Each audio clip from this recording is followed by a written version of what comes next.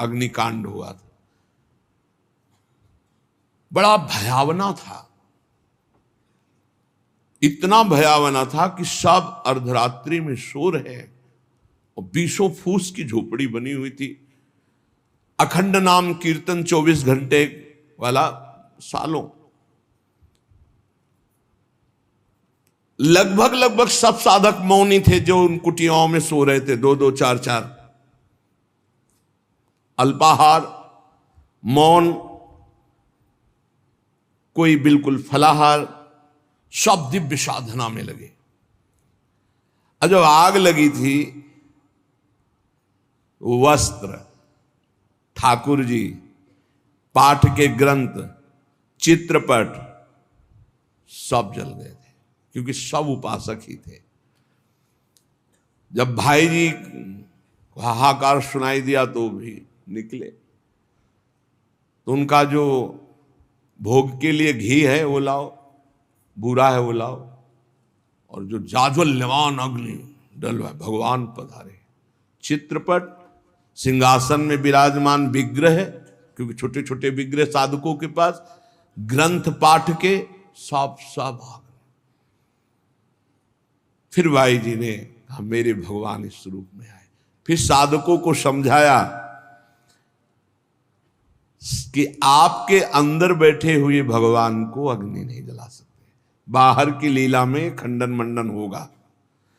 आपने जो अंदर नाम चला रखा है, इस उपासना को कोई छू नहीं सकता। बाहर की उपासना में विघ्न पड़ेगा। बाहर की लीला एक अलग है, इसीलिए उपासक अंतर्मुखता पर प्रधानता रहे। अंतर्मुखता पर प्रधानता नहीं रहेगी, बोले हमारे भगवान गिर गए, कोई बहुत अनिष्ट होने वाला है, आग लग गई, कोई बहुत अनिष्ट। अरे अनिष्ट कैसे हो सकता है? मंगल भवन की शरण में अनिष्ट हो सकता है? बोले कोई विनाश लीला होगी, तो क्यों नहीं होगी? सृष्टि रचना लीला होती, पालन लीला होती, तो विनाश लीला होना कौन सा भयावह है भाई? 3 लीलाएं हैं, तो भयावह क्या है इसमें? विनाश होगा तो क्या विनाश होगा? अविनाशी का विनाश नहीं हो सकता, विनाशी को बचना नहीं है, तो आज है नहीं तो कल विनाश तो होना ही है, क्या परेशानी है? जब सब में भगवान को देखने की भावना ऐसी जागृत हो जाए कि भयावह स्थिति में भी आपको भगवान दिखाई दे, तो जानो बहुत जन्मों की साधना सिद्ध हो गई। भाई जी ने बूरा और घी डलवाया, इसमें लिखा है बूरा और घी डलवाया, भगवान आए, भगवान आए। बहुनाम जन्मनाम अन्ते ज्ञानवान माम प्रपद्यते वासुदेवा सर्वमिति सा महात्मा सुदुर्लभा। भगवान कहते हैं बहुत जन्मों की साधना जिनकी हो गई है और जिनका अंतिम जन्म है, उनको इस तत्व का बोध होता है कि सब में भगवान वासुदेव है, ये बोध होता है। ऐसा महात्मा बड़ा दुर्लभ है जो सब में भगवान को देखता है। मत्ता पर तरम नान्यत किंचिदस्ति धनंजय मई सर्वमिदम प्रोतम सूत्रे मणिगणायु। भगवान कहते हैं जैसे सूत की माला में सूत की मणियां, तो मणियां और माला सब कुछ सूत ही है, ऐसे ही भगवान में ये जगत भगवान में है। भगवान के सिवा मत्ता पर तरम नान्यत, मेरे सिवा कुछ अलग नहीं है। मैं ऐसे हूं जैसे सूत और सूत की मणियां, मुझे छोड़कर कुछ नहीं है, मैं ही मैं हूं।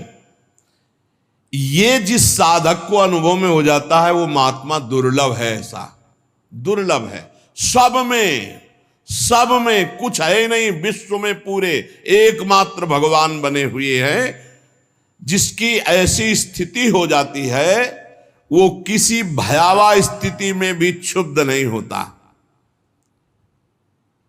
तो जब कोई द्वंद आता है तब हमारा हृदय क्षुब्ध हो जाता है, द्वंद में क्षुब्ध होता है। जैसे मान, तो मान में गुदगुदी होती है, हर्ष, ये क्षुब्ध हो गया। अपमान, अपमान में एक जलन होती है, क्षोभ, ये क्षुब्ध हो गया। द्वंद अपना क्षोभ प्रदान करते ही हैं। जिसको द्वंद का क्षोभ प्रदान हो रहा है अंदर, वो अभी वासुदेवा स्वरमिति वाला महात्मा नहीं है। वो साधक अभी भगवत भाव को नहीं प्राप्त हुआ है। जगत में अनुकूलता प्रतिकूलता पदार्थों की, व्यक्तियों की, घटना परिस्थितियों की जीवन भर आती रहेगी। बहुत सुंदर प्रसंग है अगर समझ पाओ।